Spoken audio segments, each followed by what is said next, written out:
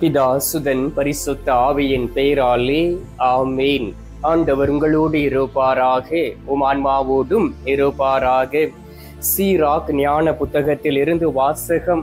அதிகாரம் 10, இறைவார்த்தை 10. நாள்பட்ட நோய் மருத்துவரை திணறடிக்கிறது, இன்றும் மன்னர் நாளையோ பிணம். ஆண்டவரின் அருள்வாக்கு. இறைவா உமக்கு நன்றி. கிறிஸ்துவுக்குள் பிரியமான என் அன்பு சகோதர சகோதரிகளே, இந்த காலை பொழுதிலே நாம் அனைவரும் ஆண்டவரை தேடி வந்திருக்கின்றோம். ஆண்டவருடைய அருள் நம்மோடு தங்கும்படியாகவும், ஆண்டவருடைய ஆற்றலும் பலனும் நம்மோடு கூட இருக்கும்படியாகவும், ஆண்டவர் நமக்கு தரக்கூடிய அந்த அருளை நாம் தக்க வைத்துக் கொள்ள ஒவ்வொரு நாளும் நற்கருணை நாதரை தேடி வந்து அவரிடம் மன்றாடுவோம். அதிகாலையிலே இந்த செய்தியை கேட்டுக்கொண்டு இருக்கக்கூடிய நீங்கள் அனைவரும் பேறு பெற்றவர்கள், ஆசீர்வதிக்கப்பட்டவர்கள் என்பதை நான் உணர்கின்றேன். ஏனென்றால் எவ்வளவோ மக்களுக்கு வாய்ப்புகள் கொடுக்கப்படுகின்றன. ஆனால் அவர்கள் இந்த உலகத்திற்கு பின்பாக சென்று ஆண்டவரை தொடராதபடி வாழ்ந்து கொண்டு இருக்கிறார்கள். அன்பார்ந்தவர்களே, உங்களுடைய ஜெப விண்ணப்பங்களை என்னோடு நீங்கள் பகிர்ந்து கொள்ளலாம். உங்களுக்காக அந்த ஜெப விண்ணப்பங்களை வைத்து நான் ஜெபிக்கின்றேன். இந்த நாளிலே அநேக பிள்ளைகள் ஆண்டவரை நோக்கி கூப்பிட்டு அவர்களுடைய கரத்தில் இருந்து ஒரு அற்புதத்தை பெற்றுக்கொள்ள அவர்கள் செய்யக்கூடிய காரியமும் வார்த்தைகளும் இதுதான்: குணமாக்கும் இயேசுவே என்னை குணமாக்கும். நான் இந்த வார்த்தையை அநேக முறை நான் கேட்டிருக்கின்றேன். அநேக மக்கள் கண்ணீரோடு ஆண்டோடைய சமூகத்தில் வந்து ஆண்டோருடைய பிரசன்னத்தில் அமர்ந்து, இயேசுவே என்னை குணமாக்கும், உம்மை தேடி வந்திருக்கின்றேன், என்னை குணமாக்கி எனக்கு உடலில் பலத்தை தாரும் என்று சொல்லி ஜெபிக்கக்கூடிய மக்களை நான் பார்த்து இருக்கின்றேன். அன்பார்ந்தவர்களே, அழகாக சொல்லுவார்கள், சுவர் இருந்தால்தான் சித்திரம் வரைய முடியும் என்று. ஆம் அன்பார்ந்தவர்களே, நம்மளுடைய வாழ்க்கையிலே நம்முடைய உடல் ஆரோக்கியமாக இருந்தால்தான் நம்மளுடைய ஆத்துமா ஆரோக்கியமாக இருக்கும். நம்முடைய உடல் வலிமையாக இருந்தால்தான் நம்மால் எந்த ஒரு காரியங்களையும் செய்ய முடியும். இந்த நாளிலும் உங்களுடைய நோய்களை குணமாக்க ஆண்டவராகிய இயேசு கிறிஸ்து உங்களை தேடி வருகின்றார். எனவே ஒவ்வொரு நாளும் அவர் பாதத்தில் அமர்ந்து நாம் ஜெபித்து கேட்டு அவருடைய கரத்தில் இருந்து பெற்றுக்கொள்ள வேண்டும். அவருடைய தொடுதலை நாம் உணர்ந்து கொள்ள வேண்டும். அதற்கு தேவை நமக்கு பரிசுத்தம். நமக்கு தூய்மை இருக்கும் பொழுது, நமக்குள் பரிசுத்தம் இருக்கும் பொழுது ஆண்டவர் நம்மை உயர்த்துவார், ஆண்டவர் நம்மை ஆசீர்வதிப்பார். அன்பார்ந்தவர்களே, பாருங்கள், மத்தேயு நற்செய்தி 15வது அதிகாரம் 30வது இறை வார்த்தையில் சொல்லப்பட்டு இருக்கின்றது. பெரும் திரளான மக்கள் அவரிடம் வந்தார்கள். அவர்கள் தங்களோடு கால் ஊனமுற்றோர், பார்வையற்றோர், உடல் ஊனமுற்றோர், பேச்சற்றோர் மற்றும் பிற நோயாளர்கள் பலரையும் அவர் காலடியில் கொண்டு வந்து சேர்த்தார்கள். பாருங்கள் அன்பார்ந்தவர்களே, நோயாளிகளாக இருக்கவர்கள் எழுந்து நடக்க முடியாது, தனியாக மருத்துவமனைக்கு செல்ல முடியாது. அவர்கள் தன்னுடைய சொந்த வேலையை கூட, சொந்த காரியங்களை கூட செய்ய முடியாது. அவர்களுக்கு உதவி செய்ய யாராவது தேவைப்படும். மருத்துவமனைக்கு அழைத்து செல்ல ஒரு நபர் தேவைப்படுகின்றது. அவரோடு தங்கி இருந்து அந்த சிகிச்சையை அவர்களுக்கு செய்து முடிக்க ஒரு மனிதன் தேவைப்படுகின்றது, ஒரு உதவியான ஆள் தேவைப்படுகின்றது. பாருங்கள், நாம் வாசிக்க கேட்டோமே, பெரும் திரளான மக்கள் அவரிடம் வந்தார்கள். அவர்கள் தங்களோடு நோயாளிகளையும் அழைத்து வந்தார்கள், நடக்க முடியாதவர்களை அழைத்து வந்தார்கள், பேச்சற்றவர்களை அழைத்து வந்தார்கள், பார்வையற்றவர்களை அழைத்து வந்தார்கள், மருத்துவர்களால் கைவிடப்பட்டவர்களை அழைத்து வந்தார்கள். அவர் பிற நோய்கள் எல்லாவற்றையும் குணமாக்கி அவர்களை ஆசீர்வதிக்கும்படியாக அவர்கள் கொண்டு வந்தார்கள். எல்லோரையும் ஆண்டவராகிய இயேசு கிறிஸ்து குணமாக்கினார். ஹல்லேலூயா. அவரை தேடி வந்த பிள்ளைகள் யாருமே அவருடைய கரத்தில் இருந்து அற்புதங்களை பெற்றுக்கொள்ளாமல் அவர்கள் கடந்து செல்லவில்லை. எப்படியாவது அவரை தொட வேண்டும் என்கின்ற எண்ணம் கொண்டு இருந்தார்கள் என்று மத்தேயு 14:36 வாசித்து பாருங்கள். அவரது மேல் உடையின் ஓரத்தையாவது அவர்கள் தொட அனுமதிக்குமாறு அவரை வேண்டினர். தொட்டவர் யாவரும் நலமடைந்தார்கள். யார் யாரெல்லாம் தொட்டார்களோ அவர்கள் எல்லோருமே நலமடைந்தார்கள். எல்லோரையுமே அவர் குணமாக்கினார். அன்பார்ந்தவர்களே, இந்த நாளிலும் உங்களை குணமாக்க, உங்களை திடப்படுத்த, உங்களை பலப்படுத்த ஆண்டவராகிய இயேசு கிறிஸ்து உங்களை தேடி வருகின்றார். இந்த நேரத்திலே நற்கருணையில் இருந்து உங்களை உற்று கவனித்துக் கொண்டு இருக்கின்றார். நான் என்னுடைய பிள்ளைகளை தொடுவேன், என் பிள்ளைகள் குணமாவார்கள். என்னை நோக்கி அவர்கள் கூப்பிட்டு கொண்டு இருக்கிறார்கள், என்னை அவர்கள் அழைத்து இருக்கிறார்கள். இந்த நாளில் ஒரு அற்புதத்தை செய்வேன் என்று உங்களுக்கு வாக்கு கொடுக்கின்றார். பாருங்கள், இந்த நாளில் சீராக் ஞான புத்தகத்தில் இருந்து வாசிக்க கேட்டோமே, நாள்பட்ட நோய் மருத்துவரை திணறடிக்கின்றது. அப்படி என்றால் மருத்துவர் திணறடிக்கும்படியாக ஒரு நோய் நம்முடைய உடலில் வரும் பொழுது மருத்துவர்களால் கண்டுபிடிக்க முடியவில்லை.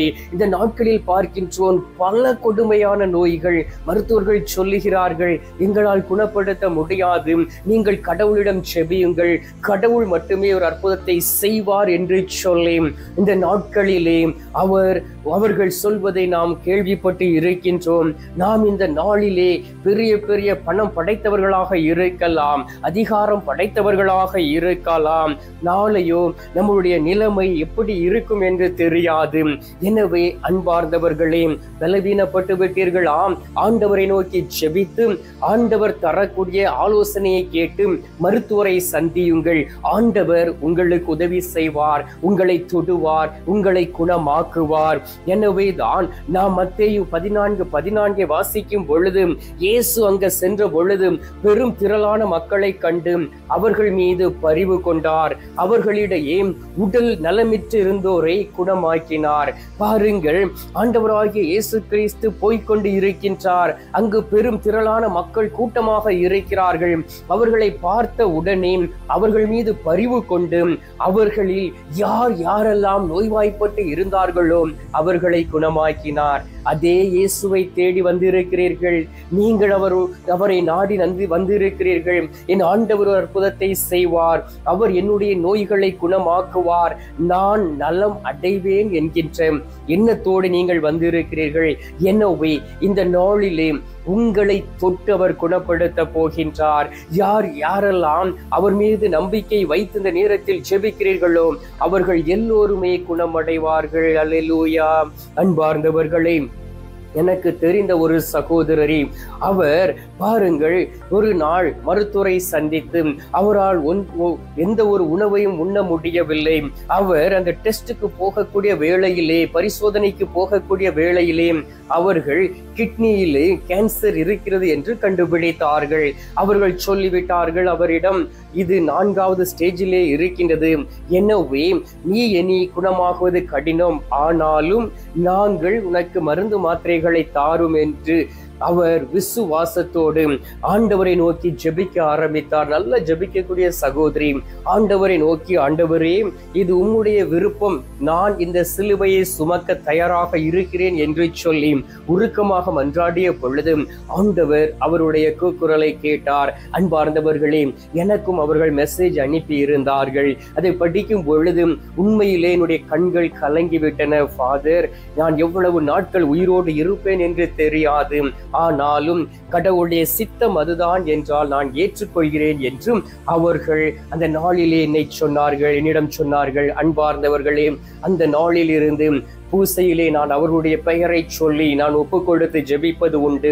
இந்த நாளிலே நல்ல முன்னேற்றம் அடைந்து அந்த கேன்சர் கிருமிகளே உடலில் இல்லாதபடி ஆண்டவர் அற்புதம் செய்திருக்கின்றார். அவர் ஒரு அருட்சகோதரி என்பதை நீங்கள் அறிந்திருக்க வேண்டும்.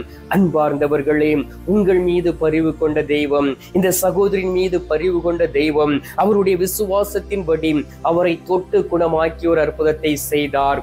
எனவே இறுதி நாளிலே கொடிய காலங்கள் வரவிருக்கின்றன என அறிந்து கொள் என்று 2 தீமோத்தேயு 3:1 சொல்லப்பட்டு இருக்கின்றது. அப்படி என்றால் பல வகையான கொடுமையான நோய்கள் வரும் பொழுது இது இறுதி காலம், இயேசுவினுடைய வருகைக்கான ஆயத்தமான காலம் என்பதை நாம் அறிந்து கொள்ள வேண்டும். இந்த நாளிலும் நமது நடுவில் உயிருள்ள தெய்வமாய் இருக்கக்கூடிய நற்கருணை நாதரிடம் மன்றாடுவோம். இயேசுவே, என்னை குணமாக்கும், நான் குணமடைவேன் என்று சொல்லி நம்பிக்கையோடும் விசுவாசத்தோடும் ஜெபிப்போம். உண்மையிலும் ஆவியிலும் உண்மையுமாக அவர் நம்மை குணப்படுத்தி நம்முடைய உடலிலே ஒரு அற்புதத்தை செய்வார். கண்களை மூடுவோம், கரங்களை கும்பிட்டு அவரிடம் நாம் கேட்போம், குணமாக்கும் இயேசுவே என்னை குணமாக்கும் என்று சொல்லி உள்ளத்தின் ஆழத்தில் இருந்து ஜெபியுங்கள். நான் ஜெபிக்க ஆண்டவராகிய இயேசு கிறிஸ்து உங்களை தொடுவதை நீங்கள் உணர்வீர்கள்.